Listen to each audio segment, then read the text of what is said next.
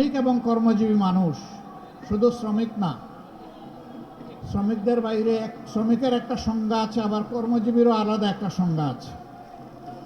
এই সকল পর্যায়েরই মানুষ বিভিন্ন ক্ষেত্রে তারা নির্যাতিত এবং তাদের ন্যায্য অধিকার থেকে তারা বঞ্চিত। মিল, ফ্যাক্টরি, ইন্ডাস্ট্রি, বিভিন্ন জায়গায় যারা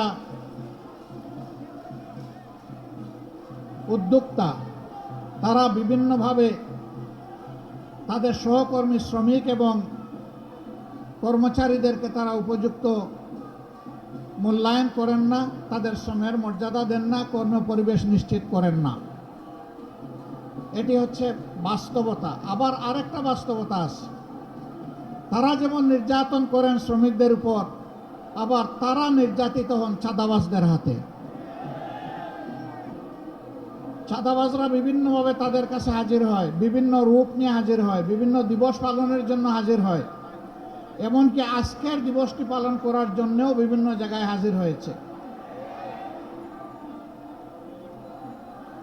এই দ্বন্দ্ব কতদিন চলবে?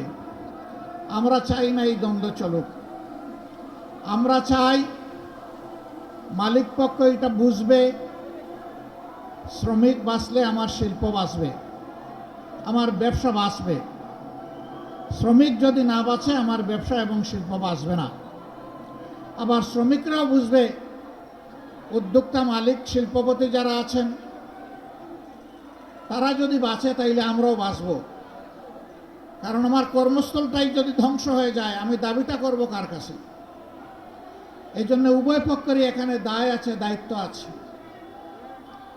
সত্যিকার অর্থে আমরা যদি একটি টেকসই বাংলাদেশ গড়তে চাই, একটি শান্তির বাংলাদেশ গড়তে চাই, তাহলে সমাজকে হাতে হাত ধরে পরস্পরকে সম্মান এবং ভালোবাসা দিয়ে এই সমাজকে গড়ে তুলতে হবে।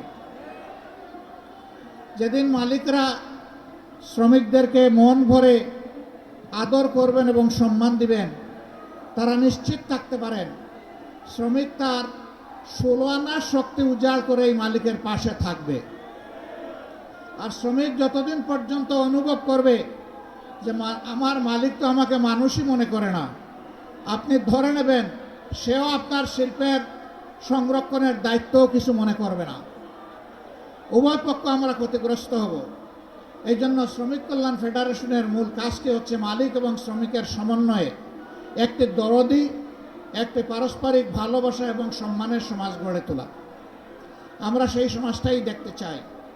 বাংলাদেশের কর্ম উপযোগী 70% মানুষ হচ্ছেন তারা কর্মজীবী, তারা শ্রমজীবী। 70% মানুষকে উপেক্ষা করে কোনো সমাজ সামনের দিকে এগিয়ে যেতে পারবে না। তবে এই যে কাঙ্ক্ষিত সমাজ আমরা যেটা চাই, যে সকলের সমন্বয়ে, সহযোগিতায়, পারস্পরিক বোঝাপড়ায়, সম্মান এবং ভালোবাসার ভিত্তিতে আমরা একটা টেকসই সমাজ গড়ব, সেই সমাজ আল্লাহর কসম, আল্লাহর আইন ছাড়া কোনো কিছু দিয়েই গড়া সম্ভব নয়। এটা দুনিয়ার প্রমাণিত সত্য। 150 বছর আগের এই দিনকে আজকে আমরা গভীর শ্রদ্ধায় পালন করছি, কিন্তু এই দিন পালন তো আমাদের বন্ধ হচ্ছে না। শ্রমিকদের কোথাও কোথাও অথবা অধিকাংশ জায়গায় হয়তো 8 ঘন্টার কর্মঘণ্টা আছে, কিন্তু 8 ঘন্টায় তাদের হাতে যে স্যালারি, যে বেতন, যে ভাতা তুলে দেওয়া হয়, এ দিয়ে তার নুন আনতে পান্তাও ফুরায় না, এইটুকুও সারতে পারে না। তাই বাধ্য হয়ে এক জায়গায় করে 8 ঘন্টা কাজ, আরেক জায়গায় গিয়ে করে 8 ঘন্টা কাজ। সে তো মেশিন নয় রে ভাই, সে তো একটা মানুষ। তারও একটা শরীর আমার মতো আছে, তারও কাজের চাপে ক্লান্তি আসে, তারও বিশ্রামের প্রয়োজন হয়, তারও পরিবারকে সময় দিতে হয়, কিন্তু তাদের জীবনটা অনেকটা অমানবিক জীবন। আমরা এই অমানবিক জীবনের অবসান ঘটাতে চাই, এবং এই অমানবিক জীবনের অবসান তখনই ঘটবে যখন সত্যিকারে আমরা সবাই মিলে মানুষকে মানুষ হিসাবে গণ্য করব এবং সম্মান দেব। মিল, কারখানা, ফ্যাক্টরি, ইন্ডাস্ট্রিতে বেশিরভাগ জায়গায় ছোট্ট হলেও পুরুষদের জন্য এখন নামাজের ব্যবস্থা রাখা হয়, কিন্তু পুরুষদের পাশাপাশি এখন আমাদের নারীরাও কাজ করেন, মায়েরা, বোনেরা, কন্যারা কাজ করেন। তাদের জন্য ওই ধরনের নামাজের কোনো ব্যবস্থা রাখা হয় না। তারাও তো নামাজ পড়তে চায়। যারা নামাজ পড়তে চায় তাদেরকে আমি মালিক পক্ষের কাছে বিনীত অনুরোধ করব, মেহরবানি করে তাদের ইবাদত পালনের আপনারা অংশীদার হন, এই সম্মানটুকু দেখান, তাদেরকে উপযুক্ত জায়গা তৈরি করে দেন। তারা যেন স্বাচ্ছন্দ্যে সেখানে গিয়ে ওয়াক্তের নামাজটা প্রশান্তির সাথে আদায় করতে পারে। জুপে নয়, করিডোরে নয়, ফাঁকের মধ্যে দাঁড়ায় নয়, বরঞ্চ নামাজের জায়গায় গিয়েই যেন তারা নামাজটা আদায় করতে পারে। সম্মানিত শ্রমজীবী ভাইয়েরা, এখানেও একটা বৈষম্য আমরা করেছি, এই জন্য মাপ চাই। অথচ এখনকার স্লোগান হচ্ছে বৈষম্য মুক্ত সমাজ চাই। বৈষম্যটা হলো আমরা স্টেজের উপরে বসা আছি, হোক এটা ট্রাকের উপরে, অসুবিধা নাই, আমরা একটু উঁচুতে, আপনারা সমতলে। আচ্ছা, এটাও মানলাম, হয়তো একে অন্যকে দেখার সুবিধায় এই অ্যারেঞ্জমেন্ট করা হয়েছে, কিন্তু আপনাদের মুখটা সূর্যের দিকে আর আমাদের মুখটা ছায়ার দিকে। কষ্টটা আপনাদের বেশি হচ্ছে, দীর্ঘক্ষণ ধরে আপনারা বসে আছেন। এখানে হয়তো বা আয়োজকদের এর বাইরে কিছু করার ছিল না। এই অনিচ্ছাকৃত যে বৈষম্য, আশা করি আল্লাহ তাআলা আমাদেরকে ক্ষমা করবেন, আপনারাও ক্ষমা করে দেবেন। শ্রমিকদের প্রতি আমার একটু ভালোবাসার অন্যরকম অনুভূতি আছে। আমি বিশ্বাস করি, অন্তর থেকে বিশ্বাস করি, শ্রমিকরা রক্ত পানি করা, ঘাম জড়িয়ে যে অর্থ জোগাড় করে, এটা হালাল। সুতরাং তাদের গায়ের ঘামটা আমার কাছে আতরের মতো। আমি যখন কোথাও কোনো শ্রমিকের সংস্পর্শে যাই, কেউ কেউ তাদেরকে হাত মেলানো থেকে বিরত রাখতে চায়, আমি টান দিয়ে বলি, আসো ভাই, তোমার সাথে একটু বুক মিলাই, কারণ তোমার বুকের ঘামটা আমার জন্য আতর, সুগন্ধি, সৌভাগ্যের কারণ, তোমার রুচি হালাল। আল্লাহর হাবিব বলেছেন, ওই সমস্ত গরিব, দুঃখী, মেহনতি মানুষ সচ্ছল মানুষদের চাইতে 500 বছর আগে আল্লাহর জান্নাতে প্রবেশ করবে। আমি কেন তাদেরকে সম্মান করব না, কেন শ্রদ্ধা করব না, কেন ভালোবাসবো না? অবশ্যই আমাদেরকে ভালোবাসতে হবে। আজকের এই স্টেজটা মাশাআল্লাহ শ্রমিকদের দখলে।